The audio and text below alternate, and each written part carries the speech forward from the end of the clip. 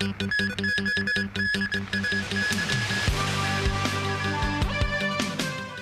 Xi Jinping meets Chief Executive John Lee in Beijing.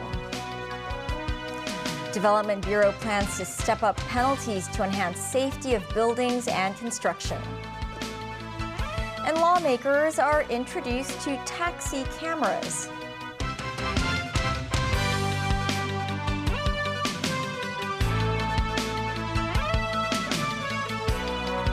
Hello, happy Friday the 13th. Welcome to TVB News. President Xi Jinping met Chief Executive John Lee in Beijing this afternoon, who was there on his annual duty visit. In the meeting, Xi praised Lee's work and also pledged support for Hong Kong's economic development as Lee briefed President Xi on the city's latest situation. Jackie Lin has the top story. President Xi Jinping met with Chief Executive John Lee in Zhongnan High in Beijing this afternoon. This marked Lee's third duty visit to Beijing as a city leader. Just like last year, President Xi Jinping seated in the middle with Premier Li Qiang sitting opposite John Lee. Xia Baolong, director of the Hong Kong and Macau Affairs Office, was seated next to Lee. Also in attendance were Cai Qi, Secretary of the Secretariat of the Chinese Communist Party, Ding Xuexiang, Vice Premier of the State Council, and Zheng Yanxiong, Director of Beijing's Liaison Office in Hong Kong. President Xi Jinping praised Lee for leading the SAR government pragmatically and proactively over the past year. Xi noted the historic completion of the enactment of Article 23 of the Basic Law, the focus on the city's economic development, efforts to resolve livelihood problems including housing and medical care, the strengthening of exchanges and cooperation with foreign countries, and the further consolidation of the good momentum of Hong Kong's development. Xi said the central government fully affirms the work of Lee and the Hong Kong government. She also noted the third plenary session of the 20th Central Committee of the Communist Party of China, which highlighted the country's goals of further deepening reform and promoting Chinese-style modernization. With that, Xi said Hong Kong faces new historical opportunities for its development. He said Beijing will also fully support Lee and the SAR government in their alignment with the national strategy. John Lee meanwhile expressed his gratitude to Xi. The city leader said this administration is reaching half its term this year, and it marks an important moment for them to make greater contributions to the building of a great modern Chinese country. Over the past 2.5 years, Lee said Hong Kong has seen improvements in various international rankings. He said they reflected the confidence of the international community in Hong Kong and shows that the SAR's policy is heading towards the right direction. Jackie Lin, TVB News. Chief Secretary for Administration Eric Chan departed for Beijing at 6 this evening. He's expected to join Chief Executive John Lee in meetings with ministries and officials in the capital. And in other news, to enhance the safety of buildings and construction works, the Development Bureau is proposing to step up penalties by amending the buildings ordinance. They include the introduction of fixed penalties of $6,000 for non-compliance with the mandatory building inspection scheme notice. The Bureau has also proposed raising the level of penalties against the mandatory window inspection scheme. New offenses will also be introduced. Failure to comply with notices issued resulting in death or injury or damage to property will face a maximum fine of $300,000 and 1 year imprisonment. There are also new rules targeting new unauthorized building works. The Bureau plans to introduce a fixed fine of $10,000 for non-compliance with removal orders. If convicted repeatedly, offenders can face a maximum fine of $40,000 and a prison term of 1 year. The government is planning to make it mandatory for all taxis to install video recording equipment and electronic payment options next year. 2 taxis with in-car cameras were parked outside the Legislative Council complex today for lawmakers to examine. Anip reports.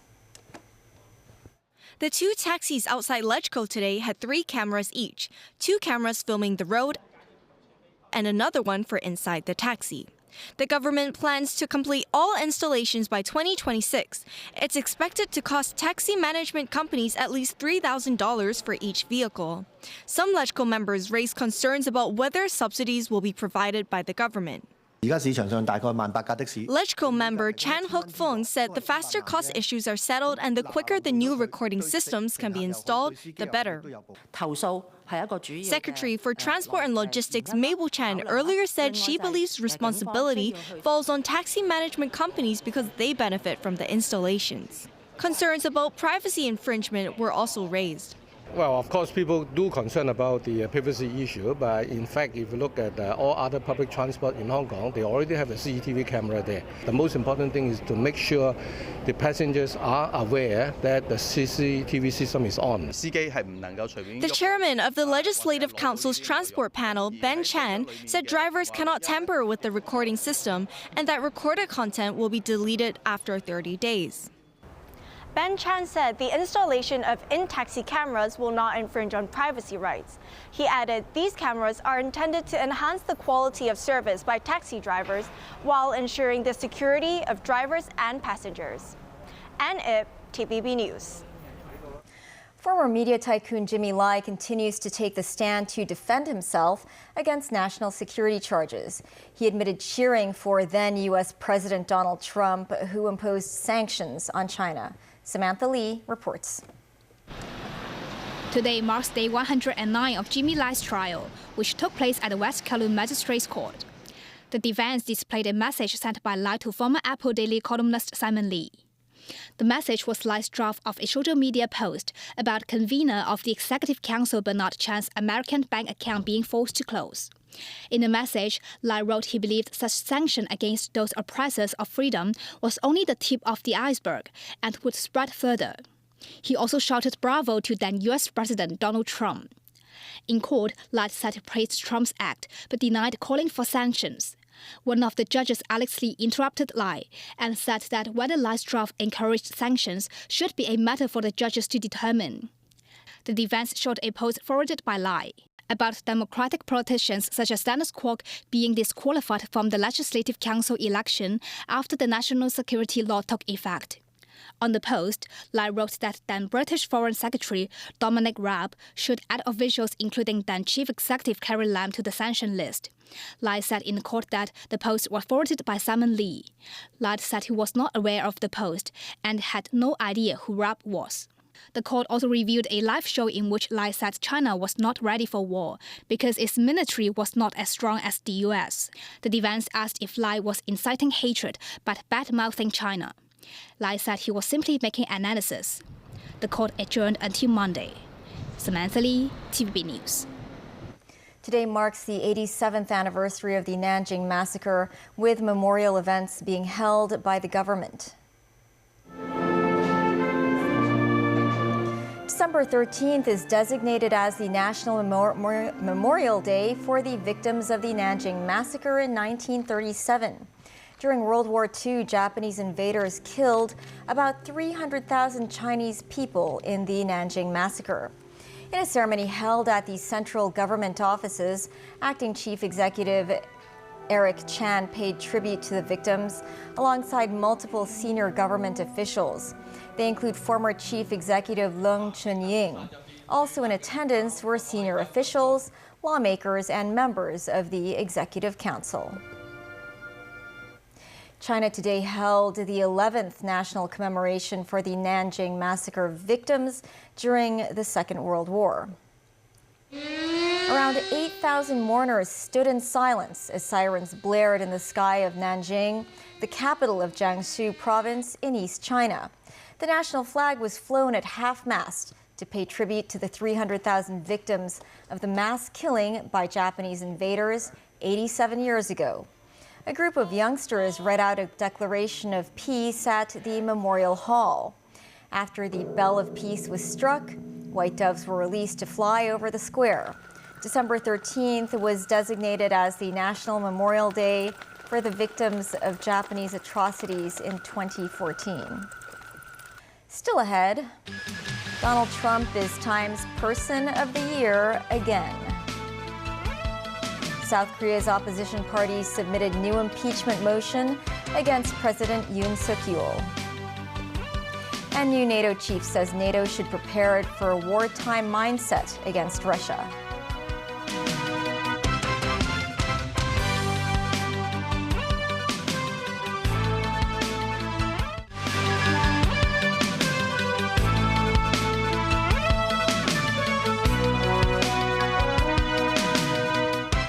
Welcome back. The Foreign Ministry of Beijing declined to comment on whether President Xi Jinping will accept U.S. President-elect Donald Trump's invitation to attend his inauguration ceremony next month. Danny Zhou has more. Donald Trump, alongside his family, showed up at the New York Stock Exchange yesterday to ring the opening bell. The American president-elect said he's been thinking about inviting certain people to the inauguration, but did not refer to any specific individuals. Well, I've invited they've all accepted. Everybody I've invited has accepted. President Xi as well? Very good relationship. Thank you. This after the incoming White House press secretary Caroline Leavitt confirmed Trump had invited President Xi Jinping to attend his January 20th inauguration in Washington. She framed it as a gesture to strengthen ties. But experts say Xi is unlikely to accept the invitation. The U.S. State Department records show no foreign heads of state were ever present at the inauguration of U.S. president since 1874. A foreign ministry spokesperson in Beijing declined to comment on whether Xi will attend Trump's inauguration in January. Meanwhile, a White House official said they've worked hard on this important bilateral relationship and that it's up to the discretion of Trump to decide the guests at the inauguration. We believe that as we get ready to turn over things to the Trump team, that we're turning over a U.S.-China relationship that is in better shape than the one we found it in. That doesn't mean that we don't have disagreements. We do, and we will, and I'm sure they will too. But we're working hard on this relationship, and we'll do that right to the end. It is reported that Italian Prime Minister Giorgia Meloni, Hungarian President Viktor Orban, and a number of other heads of state have also been invited by Trump or his team in a bid to turn Trump's second inauguration into a major global event. Danny Zhou, TVB News. And U.S. President-elect Donald Trump is Time Magazine's Person of the Year for the second time. The honor recognizes Trump's remarkable comeback from a much criticized former president who refused to accept his election loss 4 years ago to someone who won the White House decisively in November. Trump spoke about the title before ringing the bell at the New York Stock Exchange. I have to say, Time Magazine getting this honor for the second time. I think I like it better this time, actually. But I do want to thank Time Magazine. I've been on the cover many times. I don't know who has the record, but I can only probably talk well about 25% of the covers. 25% are great. The others I just sort of hide. But it's been an honor, and every time it's an honor. Thank you. After ringing the bell at the New York Stock Exchange, Trump walked around the floor area with his entourage, which included his running mate, J.D. Vance. He was also Time's Person of the Year in 2016 when he was first elected president. South Korea's opposition parties have submitted a new impeachment motion against President Yoon Suk-yeol after his short-lived martial law decree last week. The motion will be put to a vote tomorrow afternoon during a plenary session. The December 3rd martial law declaration has triggered political chaos and protests calling for Yoon to step down. Jung Myung-ho, a South Korean National Assembly official, confirmed today the new motion had been submitted. An earlier attempt to impeach Yoon failed, with most lawmakers from Yoon's governing People Power Party boycotting the vote. Russia launched a massive aerial attack on Ukraine involving dozens of cruise missiles and drones. David Garrett reports. Russia has repeatedly tried to hit energy plants in Ukraine as winter takes an icy grip. The latest barrage of drones and missiles caused more damage to gas supplies, with Russia's military also hitting electrical facilities. Russia says it is in retaliation for Kiev's use of US-supplied ATACMS as the Kremlin aimed for critical fuel and energy infrastructure. Ukrainian President Volodymyr Zelensky says Russia fired 93 missiles and nearly 200 drones in the early hours. His military shot down 81 missiles, including 11 cruise missiles. Zelensky is just back from the front line, where he praised troops near the Russian-controlled Zaporizhzhia nuclear power station.